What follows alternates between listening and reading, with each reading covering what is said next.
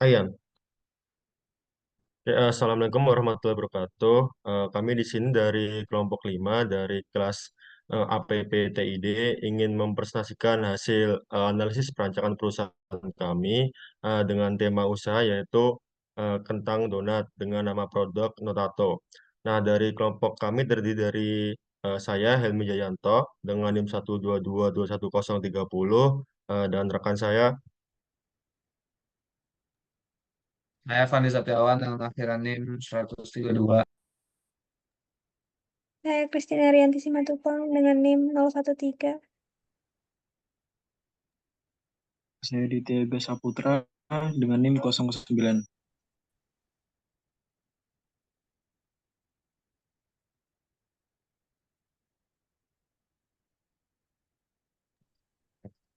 Oke, yang pertama latar belakang. Jadi seperti yang sudah kita ketahui bahwa donat itu merupakan jenis makanan ringan yang biasa terbuat dari adonan tepung terigu, gula, telur, dan ragi yang digoreng hingga berwarna keemasan.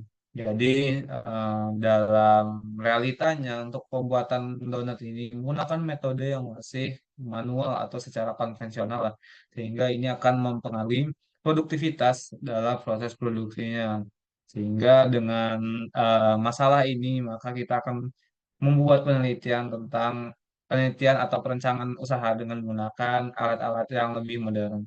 Jadi karena potensial pasar dengan kentang ini yang cukup menjanjikan, karena memiliki target pasar yang luas yaitu mulai dari anak-anak SMP, SMA, kuliah hingga kalangan dewasa, maka di sini kita munculkan ide untuk mengubah cara produksi dari yang cara konvensional tadi itu ke arah yang lebih modern yaitu menggunakan mesin agar permintaan dapat terpenuhi dengan pangsa pasar yang luas.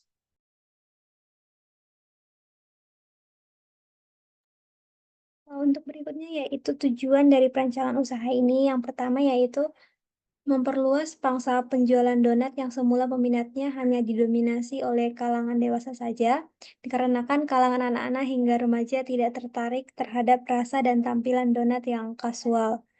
Yang kedua yaitu mengefisiensikan proses produksi pembuatan donat, dikarenakan kebanyakan usaha rumahan donat hanya mengandalkan operasi konvensional atau tradisional.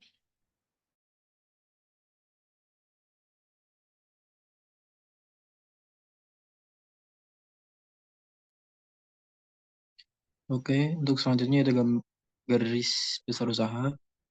Untuk bahan baku yang digunakan sendiri dalam pembuatan donat ada beberapa. Yang pertama itu kentang, kemudian tepung terigu, gula pasir, ragi, telur, susu, mentega, garam, baking powder, dan minyak goreng. Kemudian untuk supplier dari bahan baku utama atau kentang itu sendiri diperoleh dari Lentera Kentang, yang dimana alamatnya sendiri itu di Jalan Palagan, kilometer 19, Sariharjo, Ngaglik, Sleman, Yogyakarta. Untuk keluaran atau output dari usaha ini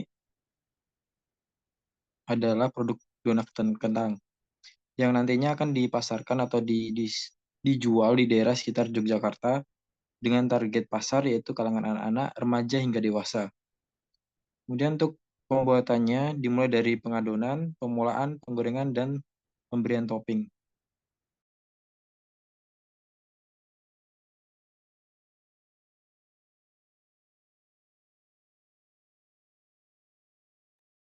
Oke, selanjutnya masuk ke analisis pasar.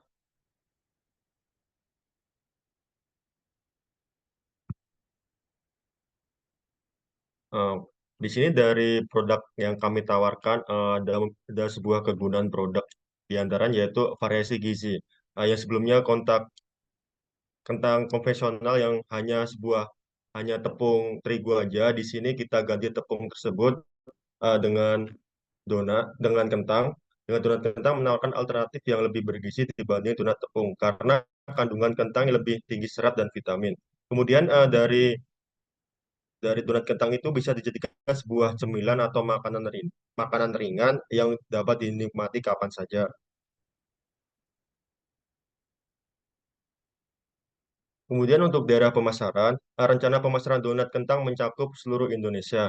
Mengingat kentang mudah ditemui di berbagai daerah dan donat kentang digemari oleh berbagai kalangan masyarakat seperti yang sebelumnya sudah dijelaskan teman saya. Kemudian untuk program pemasaran dari donat kentang ini, yang pertama yaitu toko offline itu akan berpusat di Yogyakarta. Kemudian kita akan melakukan proses pemasaran dengan metode online melalui media sosial ataupun marketplace seperti Instagram, TikTok, Shopee, dan Tokopedia dengan penawaran diskon pada event-event tertentu.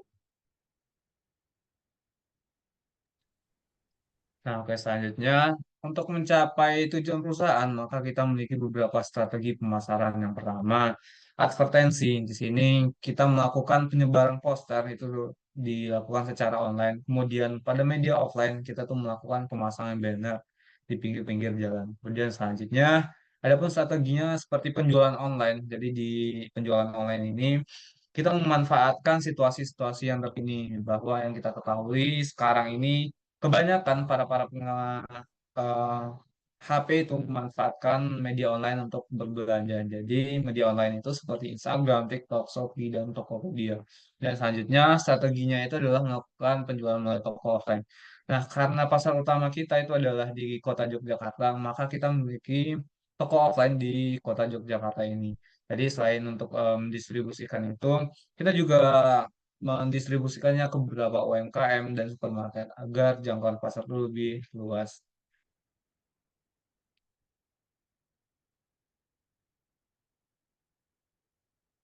Nah, selanjutnya diversifikasi produk. Jadi di sini untuk meningkatkan nilai tambah dan produk donat kentang ini, maka bahan baku yang kami pilih itu adalah bahan baku yang terbaik sehingga pembuatannya memperhatikan teksturnya.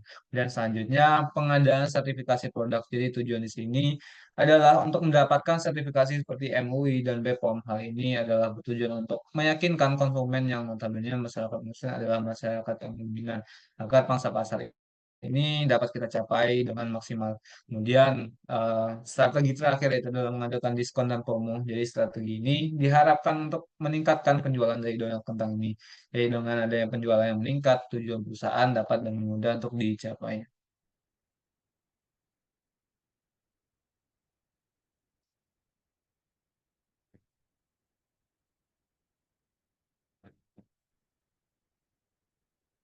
Selanjutnya rencana saluran distribusi. Jadi untuk daerah pemasaran ini dimulai dari usaha pusat secara offline untuk memproduksi donat kentang tadi, kemudian didistribusikan ke toko offline maupun online.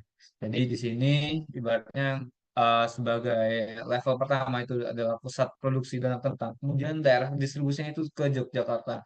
Kemudian daerah distribusi tadi kita mendistribusikan ke offline maupun online. Jadi di offline itu adalah di toko pusatnya. Kemudian di online itu adalah Instagram dan TikTok.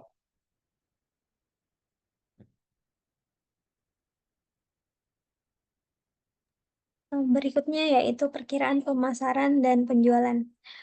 Untuk penentuan pasar potensial pada usaha donat kentang ini diambil dari data historis selama 1 bulan pada usaha sejenis di Yogyakarta. Nah, berdasarkan data historis diperoleh bahwa pasar potensial pada donat kentang ini yaitu 27.297 pieces per hari. Sehingga didapatkan market share dari usaha donat kentang ini yaitu 43%.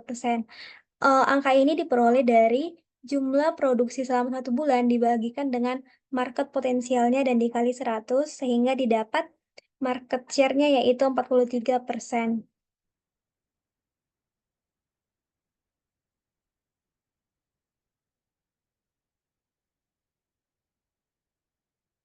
Lanjut. Berikutnya yaitu product life cycle. Untuk tahapan pertama yaitu tahap pengenalan. Pada tahap ini, donat kentang akan diperkenalkan ke pasar. Yang kedua yaitu tahap pertumbuhan. Pada tahap pertumbuhan, donat kentang akan mulai mendapatkan perhatian dari konsumen sehingga sangat cocok untuk mengadakan permainan harga. Yang berikutnya yaitu tahap kedewasaan pertumbuhan.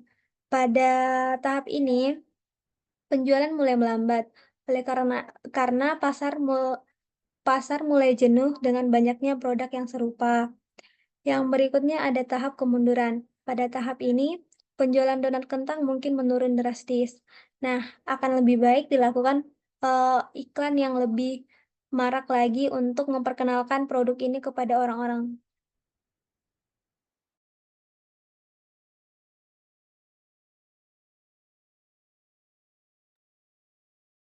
Ini terkait penentuan harganya sendiri.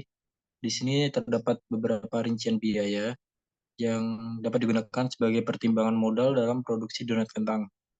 Untuk pertimbangan sendiri seperti pembelian bahan baku, pembelian lokasi usaha, terus mesin yang digunakan, dan tenaga kerja. Untuk rinciannya sendiri bisa dilihat pada tabel di sebelahnya. Didapatkan total biaya produksi untuk sekali produksi yaitu sekitar Rp971.500.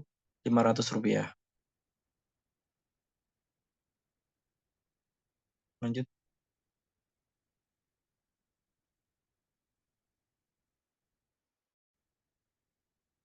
Oke, dari modal sebesar Rp971.500 dapat menghasilkan sekitar 50 pieces box donat kentang, di mana setiap boxnya ini nanti akan berisi 12 pieces produk donat kentang, sehingga dalam sekali produksi, usaha ini dapat menghasilkan sekitar 600 pieces donat kentang.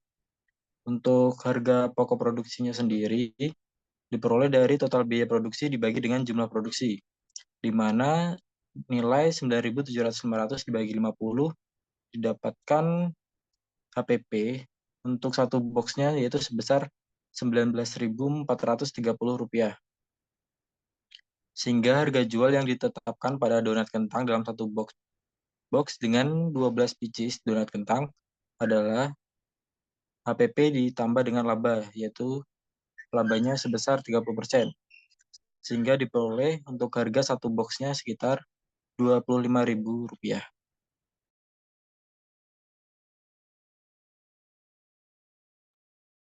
Baik, sekian dari presentasi dari kelompok kami. Kurang lebihnya mohon maaf. Wassalamualaikum warahmatullahi wabarakatuh.